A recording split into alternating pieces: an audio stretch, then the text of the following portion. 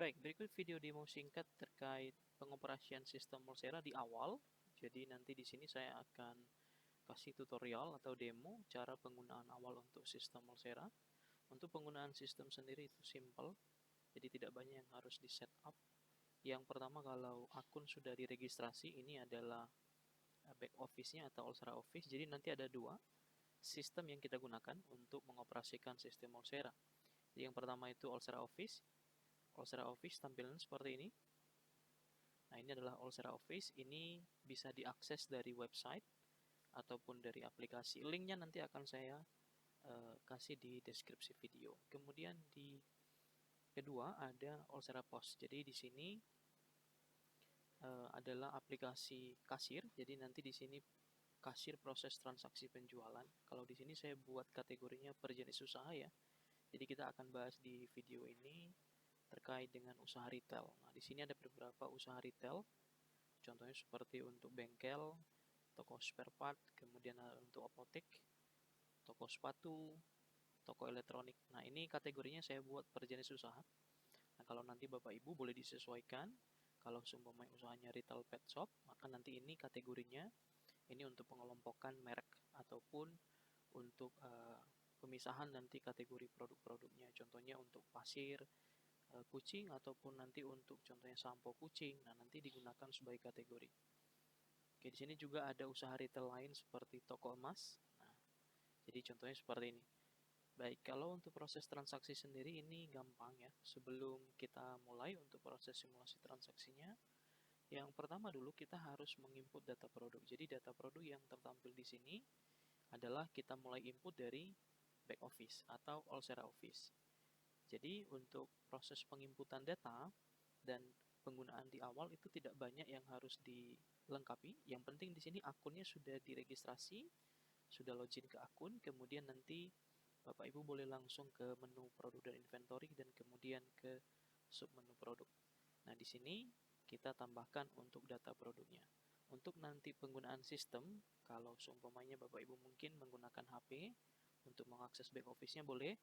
Jadi nanti untuk aplikasi Ulsera Office-nya boleh juga diinstal dari Play Store ataupun App Store. Nah, di sini tinggal klik tanda tambah ya di bagian sini sebelah kanan atas. Kalau nanti dari aplikasi, dia sebelah kanan bawah. Nah, kita klik tambah. Ini untuk menambahkan produk ya. Nah, jadi di sini data produk itu yang perlu itu hanya 3. Yang pertama, nama produknya, kemudian kategorinya apa, dan harga jual di tokonya apa. Berapa. Nah, di sini sudah kita beri tanda bintang merah kecil di sini ya.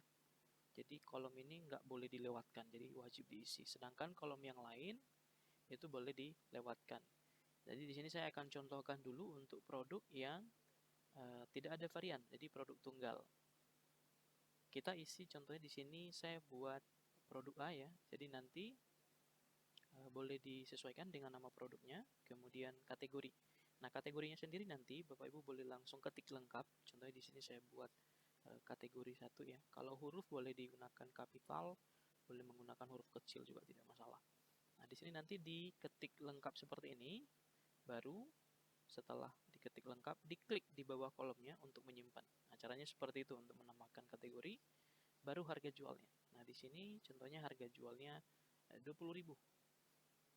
Lalu selanjutnya kalau seumpamanya produk ini ada stoknya, boleh langsung diaktifkan toggle button lacak inventory. Nah, di bagian sini sebenarnya stoknya bisa langsung diisi, ada berapa, tapi kalau seumpamanya menyusul atau dikosongkan dulu, boleh cukup aktifkan toggle button lacak inventory aja. Nah, selanjutnya nanti kalau seumpamanya mau diinput harga modal, boleh. Ini hanya opsional ya, jadi data yang 3 ini dulu yang penting. Nah, data lain seperti harga modalnya berapa, boleh nanti klik tanda tambah di bagian pojok kanan bawah, bagian sini, scroll ke bawah, dan di sini di kolom harga beli boleh diisi contohnya modal di 15.000. Baik, setelah ini bisa langsung disimpan. Nah, ini adalah contoh produk tunggal, jadi tidak ada varian. Oke, nah sekarang kita akan tambahkan produk yang ada variannya. Nah, caranya di bagian sini kita klik tambah lagi, kemudian produk A, saya buat double A ya, karena nama produk tidak boleh sama. Kemudian di sini saya buat kategorinya juga sama, jadi nanti kalau sudah disimpan, maka nanti tinggal pilih ya, sudah muncul di bawah sini. Hanya perlu klik saja untuk menyimpan. Kemudian di sini untuk harganya sendiri, karena nanti ini ada varian, boleh langsung diisi ataupun dikosongkan. Jadi nanti isinya di varian produknya. Nah, ini untuk inventory-nya boleh diaktifkan kalau seumpamanya produknya ada stok. Tapi kalau contohnya tidak ada stok, boleh langsung dinonaktifkan untuk toggle button-nya. Nah, contohnya ini kita buat aja ada stoknya ataupun tidak, kita buat varian. Nah, kita aktifkan atau on-kan untuk toggle button yang varian. Lalu kita klik manage varian. Nah, nanti akan muncul pop-up seperti ini. Yang kita isi datanya adalah di sini tipe varian. Di sini ada contohnya ya. Di sini ada contoh pengisiannya apa. Nanti boleh diikuti atau sebenarnya boleh diisi saja, boleh, tidak masalah. Saya buat di sini ukuran ya. Saya buat ukuran. Nah, ukurannya contoh ada M, enter. Kemudian ada S, enter. Kalau ada tipe varian yang lain atau pembeda dari warna contohnya, boleh langsung klik tambah tipe varian lagi. Contohnya di sini warna. Nah, seperti ini. Baru kita tambah contohnya abu-abu ya. Enter, kemudian di sini hitam. Nah, seperti ini. Kemudian di sini kalau untuk variannya tadi ya, kalau ada stok, aktifkan aja dulu untuk yang lacak inventory-nya supaya nanti bisa menambahkan stok untuk masing-masing variannya. Tapi kalau memang nggak ada, boleh dinonaktifkan. Jadi di sini nanti ya tidak ada stok aktif atau tidak ada opsi untuk menambahkan stok produk. Kalau diaktifkan boleh seperti ini. Nah, kemudian data selanjutnya ini boleh diisi untuk harga belinya di sini dan harga jual di toko. Ya, ini boleh dibedakan, boleh disamakan. Ya, kalau seumpamanya di sebagian sini saya buat 20.000 semua, saya samakan. Nah, harga modalnya contoh saya buat 10.000. Nah, seperti ini. Ini boleh dibedakan ya datanya, disesuaikan dengan harganya. Nah, quantity stoknya saya kosongkan saja dan kemudian saya klik konfirmasi. Dan setelah itu kita scroll ke atas, kita klik simpan.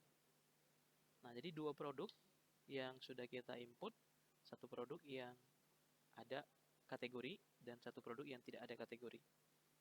Nah, lalu kemudian bagaimana dengan stoknya? Jadi kalau stoknya ini sudah kosong, posisinya 0, nah kita boleh menambahkan stoknya itu nanti dari inventory ya, dari inventory stok masuk. Nah, ini nanti saya akan buatkan video terpisah bagaimana cara menambahkan stok dari menu inventory stok masuk. Nah, sekarang kita lanjut ke bagian berikutnya. Kalau yang pertama tadi ya untuk penggunaan sistem Colsera, yaitu input dulu data produknya di sini. Nah, baru kemudian yang kedua adalah untuk akses ya. Jadi kalau seumpamanya ada staff ataupun kasir, nanti boleh ke menu manajemen karyawan, kita tambahkan dulu untuk akses kasir ataupun staff lain. Jadi di sini nanti kita ada defaultnya ya, dari pemilik sampai dengan perpajakan. Jadi kalau mau nambahkan akses kasir contohnya, nanti boleh pilih dua posisi ini ya, ada post staff dan ada post staff kasir. Perbedaannya nanti sudah dijelaskan di bagian sini, yaitu perbedaannya adalah laporan.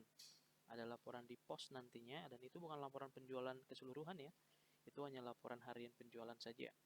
Jadi kalau untuk menambahkan akses staff, caranya mudah, ya, tinggal di sini klik tambah. Nah, di sini. Jadi kita ada dua opsi ya untuk login ke pos itu, bisa menggunakan email ataupun akses ID. Jadi nanti khusus yang memang staffnya mungkin nggak ada email, nah boleh nanti buatkan akses ID. Jadi caranya di sini isi nama di kolom nama, contohnya Frankie. Lalu posisinya sudah disesuaikan, akses ID-nya ini boleh digunakan untuk posisinya. Contohnya kasir 30 ya, saya buat seperti ini. Kemudian untuk kata sandinya ini nanti boleh disesuaikan dengan kebutuhan. Saya buat lebih mudah ya 30 seperti ini. Dan selesai. Jadi kita sudah menambahkan satu akses kasir yaitu Frankie, ini post akses ID-nya kasir 30. Nah, kalau menggunakan email juga gampang, jadi nanti tinggal klik tambah di sini. Kita buat contohnya Franco. Nah, di sini langsung diisi emailnya ya. Franco. Jadi pastikan emailnya itu aktif dan bisa diakses. Nah, setelah ini posisinya nanti tinggal disesuaikan, baru langsung klik simpan. Jadi nanti perlu cek email masuk ya, email masuk dari email ini, sistem akan otomatis mengirimkan password. Jadi nanti untuk passwordnya akan dikirimkan ke email masuk sesuai dengan email yang di input di bagian sini. Nah, seperti ini. Berikut nanti kalau untuk akses staff ke back office. Jadi nanti kalau di sini mungkin ada keperluan admin, jadi boleh juga ditambahkan dan bisa disesuaikan levelnya di bagian sini. Jadi kita sudah kasih semua untuk penjelasannya. Contohnya untuk staff, dia bisa akses apa saja.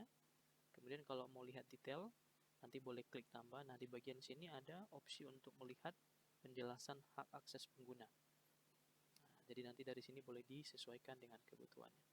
Oke, itu adalah bagian kedua yang perlu disiapkan di awal. Yang pertama tadi input produk, yang kedua tambahkan akses staff.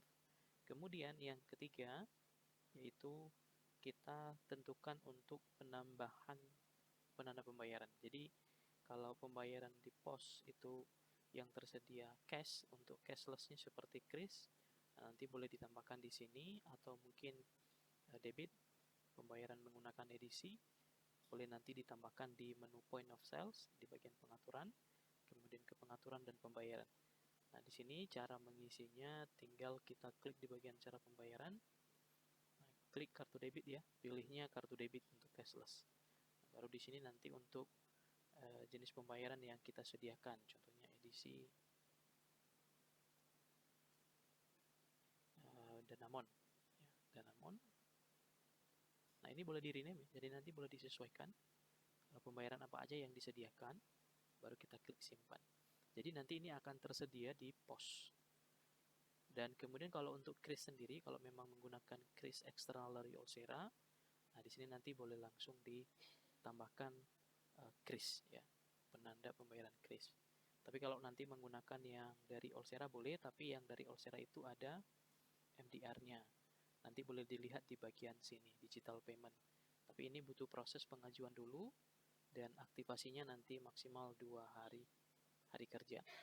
Dan untuk MDR-nya sebesar 0,7%. Baik, jadi itu 3 tahap untuk awal penggunaan sistem Olsera.